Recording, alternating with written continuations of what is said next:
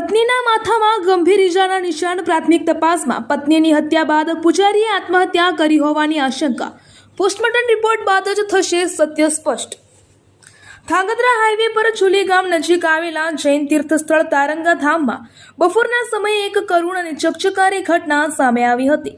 મંદિર પરિસરમાં આવેલા પૂજારીના નિવાસસ્થાનમાંથી પૂજારી પ્રવીણભાઈ રાઠવા અંદાજિત 37 વર્ષ અને તેમની પત્ની વર્ષાબેન પ્રવીણભાઈ રાઠવા ઉંમર અંદાજિત 35 વર્ષ મૂળ ગામ છોટાઉદેપુર નાઓનો મૃતદેહ મળી આવતા સમગ્ર વિસ્તારમાં શોકની લાગણી સાથે અરેરાટી વ્યાપી ગઈ છે.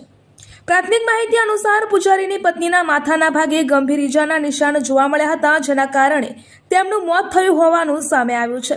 જ્યારે પૂજારીએ આત્મહત્યા કરી લીધી હોવાની આશંકા પોલીસ દ્વારા વ્યક્ત કરવામાં આવી છે.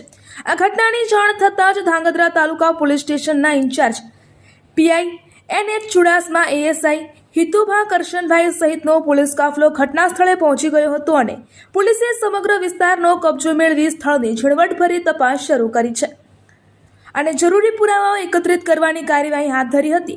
પોલીસના પ્રાથમિક તારણ મુજબ પૂજારીએ પત્નીની હત્યા કર્યા બાદ પોતે આત્મહત્યા કરી હોવાની શક્યતા વ્યક્ત કરવામાં આવી રહી છે. જોકે ઘટનાનું ચોક્કસ કારણ પોસ્ટમોર્ટમ રિપોર્ટ અને પોલીસની ઊંડાણપૂર્વકની તપાસ પૂર્ણ થયા બાદ જ સ્પષ્ટ થઈ શકશે. પોલીસે બંને મૃતદેહોને પોસ્ટમોર્ટમ માટે ખસેડી કાયદેસરની કાર્યવાહી શરૂ કરી છે. આ દુઃખદ ઘટનાને પગલે તારંગા ધામ સહિત આસપાસના વિસ્તારમાં શોકનું મોજું ફરી વળ્યું છે. પોલીસ તમામ સંભવિત પાસાઓને ધ્યાનમાં રાખીને ઘટનાની સઘન તપાસ કરી રહી છે. રિપોર્ટર બાસિત શેખ, ધાંગધ્રા.